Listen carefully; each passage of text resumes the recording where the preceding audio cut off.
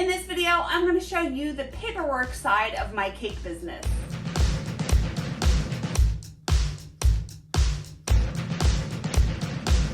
Hi, it's Karolyn. I'm back with another video, and if this is your first time here, welcome to my channel. And if this is your, I already said that, but if you want to see the different tips and tricks and the ways that I bake and decorate cakes, then hit the subscribe button and the bell notification so you can get notified whenever I release a new video.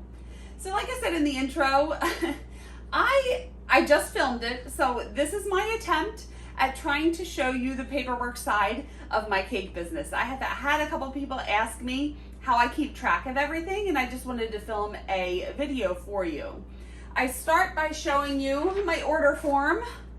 I made this up a couple years ago, and I have it in an Excel document. I might be able to put it in a PDF. I will try to put this below somehow so you guys can use this if you'd like, obviously removing the Karolyns Cakes logo and putting your own there. But I'm going to walk you through the process of how I take down orders and also how I log my sales and my deductions from my receipts.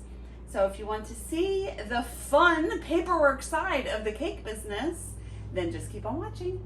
Okay, I tried to do some preparation to make sure that people's names and prices and business wasn't out there. So I have a PC, and I think the Windows 10 is the operating system on here.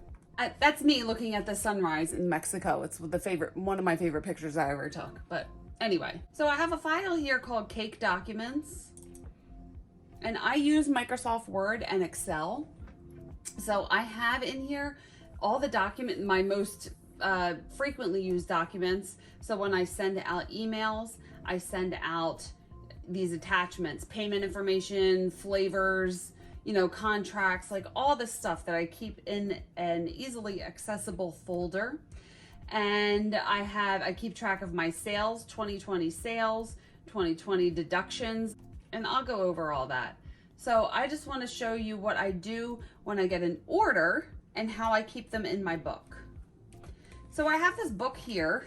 I just got two of these 3-ring binders. I keep 2 of them because this one I have for the following year. So I'm taking 2021 orders in here already, and this is my 2020 book. And then once 2020 is over, this will be my 2022 book.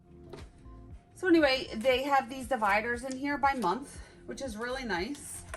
And I have in here these main pages and then the order forms behind the main page. The purpose of this main page is to just give me an overview of what my week is going to look like. I always book between Monday to Sunday. That is what my week is. I usually try not to take cakes on Monday and Tuesday because it's a little much, but this is how I book. So it goes by the week basically, but with it ending on the weekend on Sunday.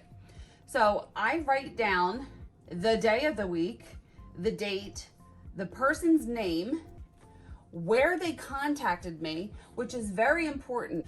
I get messages on Facebook, Instagram, my email, my Instagram cake account, my Facebook cake account, and I need to know where I can go find the original message. So I always put a little notation there. And the highlighting here means that they paid their deposit and the cake is secure. Okay, this will all make sense as we go through. So now, as I'm taking orders, what happens is I'll do a sample order here. So I have my order forms that I keep in the back of my book. Say I just checked my email. I got an order for November 21st, which I always tape calendars here so I can easily see what day of the week it is, because people usually email and say, I need an order for November 20th. So now I know it's a Friday, right? So let's just say Saturday, November 21st.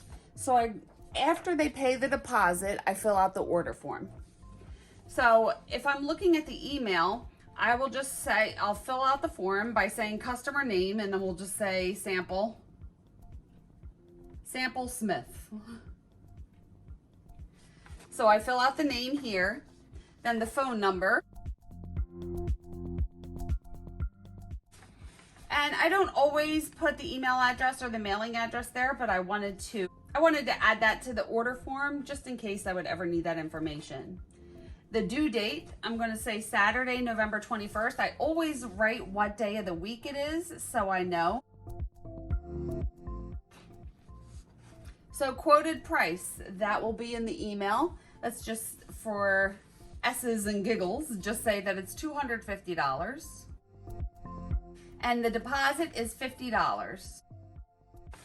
Now, whenever I collect a deposit, I always make a notation of where they sent the deposit from, because I collect deposits through Apple Pay, PayPal, Cash App, Venmo, check can be mailed to me. You know, there's so many different ways, and if I need to go back and reference and find where the deposit came from, I can see on here.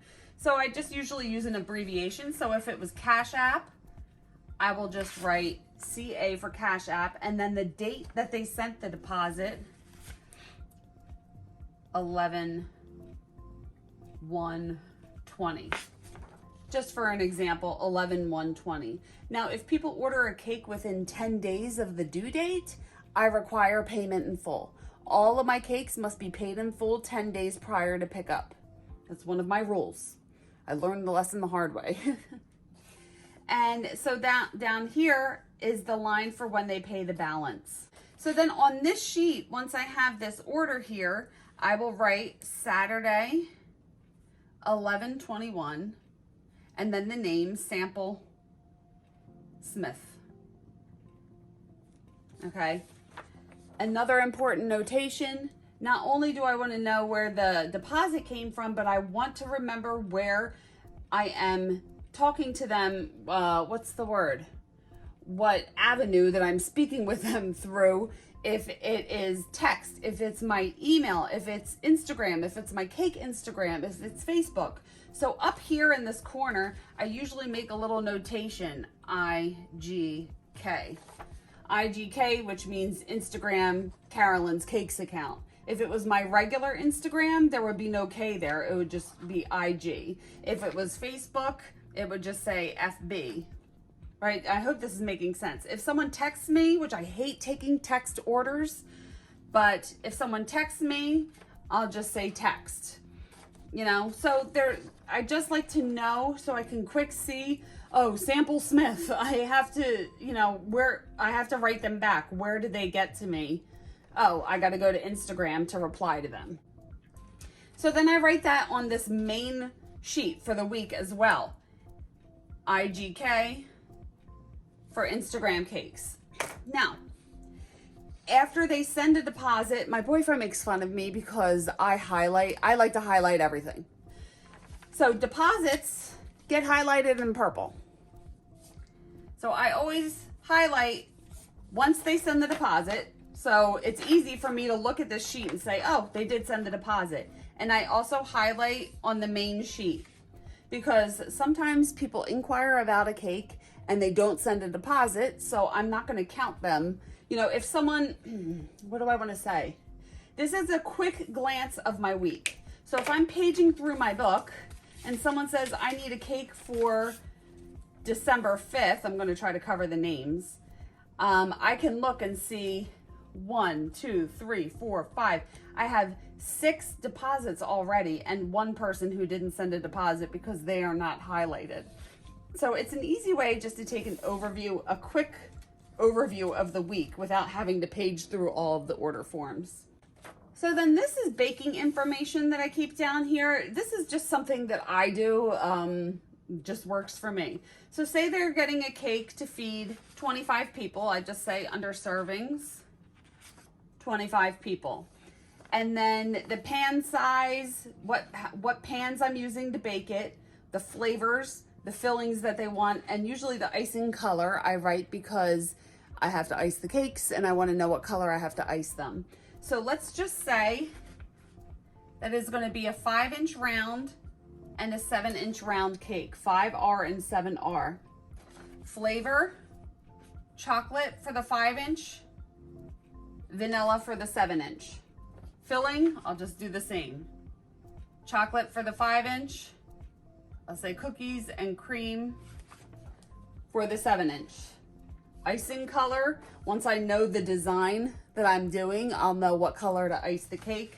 And we could just say white and light blue, just for an example. So I can just take a look at this and know, okay, I have to bake 5-inch and 7-inch. Well, this is going to be 2 5-inches and 2 7-inches because there are two cakes per tier. I hope that makes sense. If you see my other videos, my filling videos, you'll understand. I can link that as well. So now I can see for this cake, it's $250, serves 25 people. They already paid a $50 deposit, and I'm making 5-inch chocolate and 7-inch vanilla tiers with chocolate and cookies and cream filling. Okay. Then down here, decorating information, I'll just write Mickey Mouse. And then the Mickey Mouse theme, if they want like a 2D fondant Mickey, the name, let's say Mike, and Mike will be 3, and they want red, black, yellow, and white.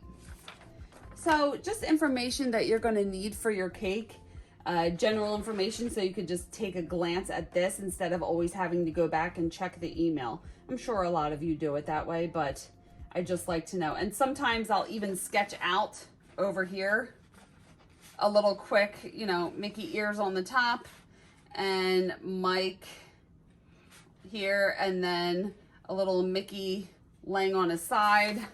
This is my quick little sketch, so I can kind of have an idea of what I'm going to do for this cake. And then I keep my 3-hole punch here, punch holes in it, and I can file it behind this page, and that goes in my orders for the week. So I can look back at this page and see this is not an order. This is just my sample order, but I have 1, 2, 3, 4, 5, 6, 7, 8 cakes this week. They have all paid. They're actually all paid in full because it's within 10 days, okay? So when Sample Smith pays the balance, I will write in here $200. Maybe they pay through Venmo, and I use V just as an abbreviation, and then payment date 11/11/20. Once they're paid in full, me being my crazy OCD, I highlight the quoted price in yellow. So just so I can easily flip through and see, okay, they pay their deposit, they're paid in full, and I have all the information I need. One more spot at the bottom, I have a pickup or a delivery. So if someone wants a pickup, I will circle pickup, and then they want to come Saturday, and I just say like 10 a.m. I usually give pickup times. So I'll just write it down on here. Or if they want delivery, I'll circle delivery and write the address. I meant to write Main Street. I wrote 123 Man Street, but whatever. So, you know, there's a lot of different information that I collect on here, and it just, I've been doing it this way forever. I created this a little while, like years ago. When I'm ready to start my orders for the week, I go to the week, flip that front page, and take out all of the order forms. Then I like to count and make sure I have all the order forms. So I have 1, 2, 3, 4, 5, 6, 7, 8, 9, including the sample. So I'm counting 1, 8, 9 orders. That way I'm not going to forget one. Okay. So now I can take these order forms in the kitchen and get ready to bake. I know I need 12 vanilla cupcakes, 5-inch red velvet, 7-inch confetti, 6-inch chocolate, you know, so I know everything that I'm going to bake. Now here's where it's going to get a little confusing, and I hope that I explain this correctly. So at the beginning and the end of the year, it can get a little messy because you are collecting money for cakes in one year that you're going to make the next. So at the end, in November and December, usually, I'm collecting money for cakes in January and February of next year. Even though I'm making the cakes in 2021, I collected the money in 2020, so I have to claim that as income in 2020, okay? So this is my 2021 book, right? Whenever I get a deposit from the previous year, I don't want to show people's names, I highlight it in pink. So I know that this is money that was claimed the previous year. I'm not going to claim this money in 2021 because the pink is claimed in 2020. So I can see on Jen's order form, Jen paid me $50 in Venmo, October 16th, 2020. Highlighted in pink, it's going to be claimed in 2020, even though I'm making the cake in 2021. I can even go up to April. I already got a deposit for April 17th, 2021. Brittany, it's highlighted here in pink. I can see that she sent me a $50 deposit through Venmo on September 16th, 2020. So at the end of the year, I'm going to add up all of the deposits that are highlighted, all the payments that are highlighted in pink for 2021. And I'm going to go to this spreadsheet and enter that 2021 deposits collected. Say it's $1,200 after I count everything. So I know that these deposits are going to be claimed this year. This is where it gets confusing at the beginning and the end of the year when you're taking money and it's for other cakes. So when I track sales, I use Excel, and I have on here, I cleared everything just because I don't want people's information out there. But I have a couple different columns in here. I have the month, the day, the client's name, how much the cake was, how they paid me, and how much I'm claiming on this year's taxes. So if this will make sense, January, which was months ago, because right now is November, beginning of January, for example, I write Mike Jones. Price of his cake was $200. He paid me Venmo the previous year. So this was already counted in last year's taxes. So in 2021, I'm claiming 0 from this cake, but it was $200. It's just, it's a way for me to keep track of how much I'm making per month versus how much I'm claiming. And I don't even know if that's necessary, but it just lets me know, okay, I made a cake that was $200, you know, whatever. I could look over here and see made $1,000 here, but I only claimed 500, okay? So I don't know if that's a necessary step to take, but it's just the way I like to be organized. At the end of this week, after I make all of these cakes, I am going to log all the information. So for Aubrey, I'm going to put November 17th. I will put Aubrey's name. And then let's just say it was $50. And I will say she paid me Venmo. So I'll say $50 Venmo, 11/6/20. And I collected the $50 this year, so I will be claiming $50 in taxes this year. On to the next one. Sade was November 20th. Let's just say her cake is $250. She sent me a Cash App deposit, so say $50 Cash App on October 6th. And then the balance was, say, $200, for example. And that's through Cash App on November 9th. It was all paid in 2020. So in 2020, I'm claiming $200 plus $50. Okay, so anytime that I add anything in these columns here, it's going to increase this price here. If you have used Excel, you understand how this works. So then I enter again. So for Mike, his cake was on the 20th, Mike, and let's just say the total was $300. $50 in Cash App. That was November 4th. The balance, $250. Cash App, November 10th. $300 being claimed, okay? Which increases that to $600. So this is a nice way to keep track of all of your sales. And I would just go through, enter all of them, and then I file these in a folder that has, I actually file them alphabetically so I can easily find the order forms if I have to reference them. So yeah, after they're entered in here, and then they will go in a bin and I will file them. I also have on here cake deductions.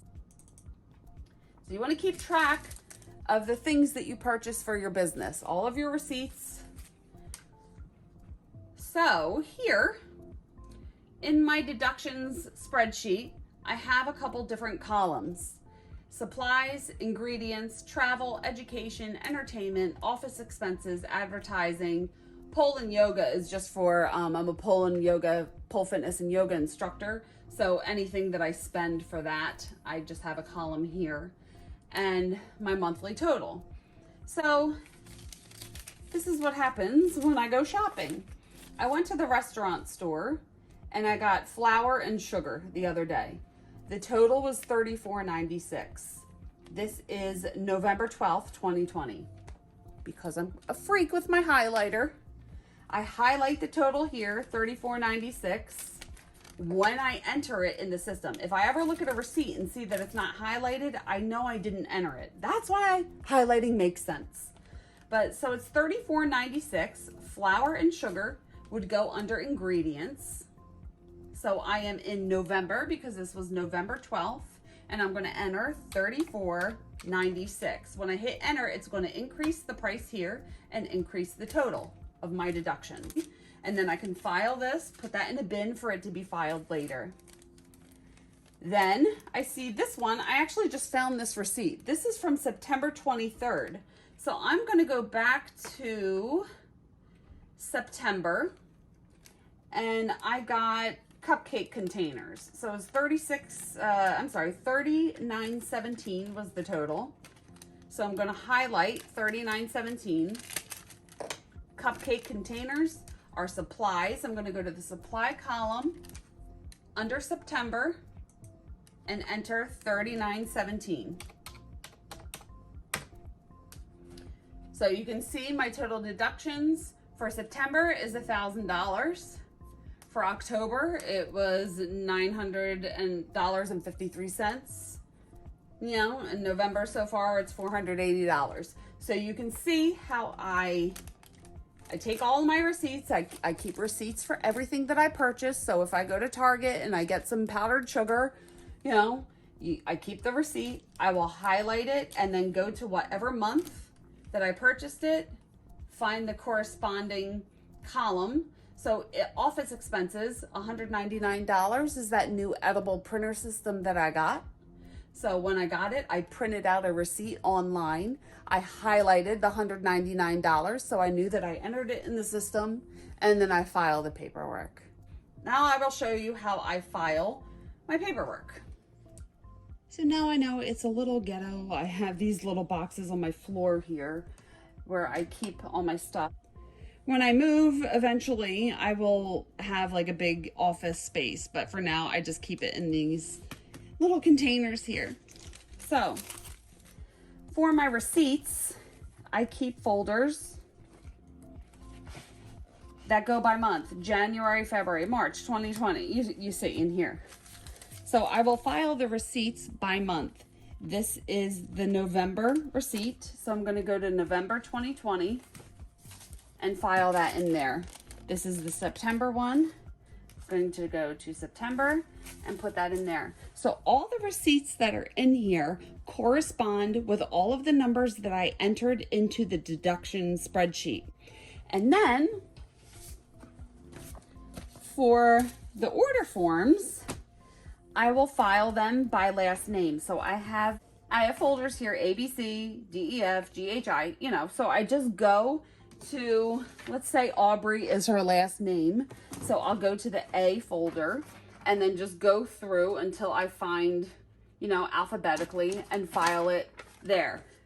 And then for Sade, so that's her last name, I'll go to the S's. I always file by last name and find it alphabetically and stick it in there. So say that Aubrey orders from me, I can, if she orders from me again, she'll say, hey, you know what? I love those cupcakes that I got last time. I want those again. I want the same flavor. She doesn't remember what flavor they were. I can go to A for Aubrey, find her order form and see, okay, she got vanilla cupcakes with cookies and cream filling. This is why I have last year's cakes in this folder back behind here. And I can go through if someone orders a cake for this year, and they say, it happens a lot where people say, I want the same flavor. I can just quick run up here, find them in here, and see that, okay, she got lemon with raspberry filling, and you know, it's just easy to reference like that. So there you go. There's me trying to explain the best that I can of how I keep track of my orders and my sales and my deductions and all the fun things that come along with running a business. I know it could have been a little confusing as I was explaining things, so if you have any questions, just leave them below and I will try to answer them the best that I can. Really hope this is making sense. Everything makes sense in my head as I'm talking, and then sometimes I watch my video back, I'm like, what the hell am I talking about? But anyway, so you just want to make sure that you keep good records. It's very important. I know I'm a little OCD with my highlighters and my you know, weird ways of keeping track, but this is what works for me, and it works for me. I hope it'll work for you. I just want to say, like, you just want to make sure that you are logging your sales, you are logging the money that you take in during that current year, even if it's for another cake for the next year or the previous year. So any money that you get in 2020, you're claiming in 2020, even if you make the cake in 2021.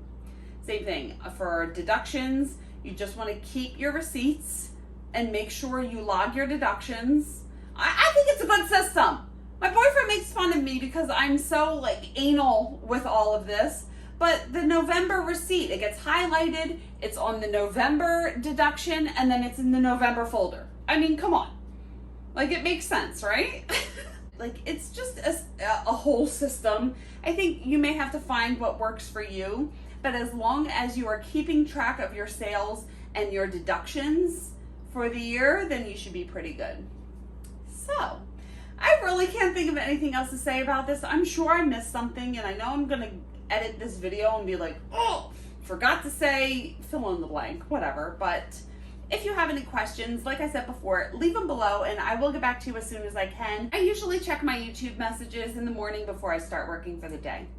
And please like this video if you liked it. It really helps out my channel. Hit the subscribe button if you haven't already and you want to see more videos like this. And you can follow me on social media. I am on Facebook and Instagram, and I have my website. I will link all of that below. Thank you so much for watching the video, and I will see you on the next one. Bye!